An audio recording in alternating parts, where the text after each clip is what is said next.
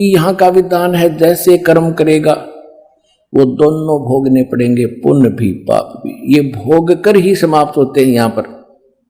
और जिस समय हम परमात्मा कबीर जी उस परम अक्षर ब्रह्म की शरण में सद्भक्ति करते हैं, उसके परम संत की शरण में आकर नकली कबीर पंथियों से भी कोई लाभ होने वाला नहीं है। उसके बाद आपके पाप नाश हो जाएंगे। जब ही सतनाम हृदय धरो भयो पाप को नासे, जैसे चिंगारी अग्नि की भाई पड़े पुराने घासे। न तो ब्रह्मा जी, न तो विष्णु जी, न ब्रह्मा, न शिव, न ब्रह्म, न परब्रह्म, न दुर्गा, कोई भी आपके प्रारब्ध या संचित किसी भी कर्म को वो नष्ट समाप्त नहीं कर सकते। आपको दोनों भोगने होते हैं। और जब हम परमेश्वर की शरण में, कबीर साहिब की शरण में आते हैं, तो परमात्मा आपके संचित कर्मों में आग लगाएगा जो असंख्य जन्मों के ढेर लगे पड़े हैं आपके, और उनको भोगने में तो आप असंख्य जन्म भी, क्योंकि यहां आते फिर उतने पाप बन जाते।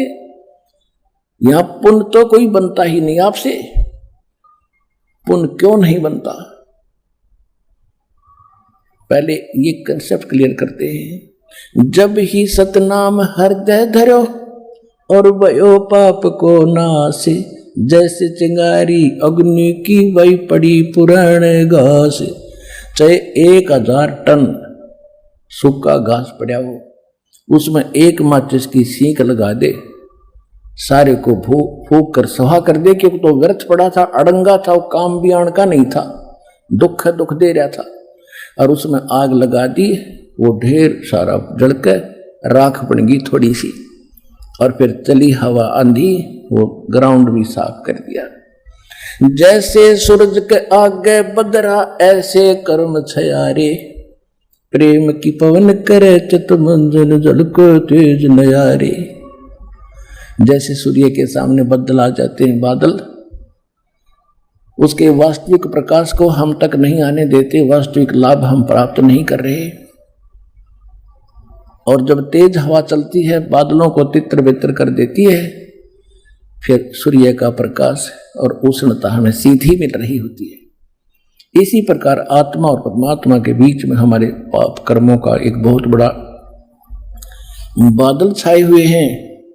इस सत भक्ति से उसके बाद फिर प्रेम की पवन चलेगी, आत्मा परमात्मा के नाम से आंसू आने लगेंगे, तो समझो आपकी भक्ति अब स्टार्ट होगी है, पाप नष्ट हो लिए हैं।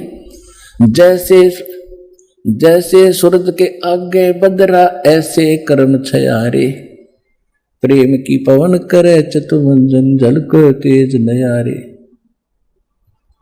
तो परमात्मा कबीर साहिब की शरण में आने से आपके सर्व पाप नष्ट हो जाएंगे।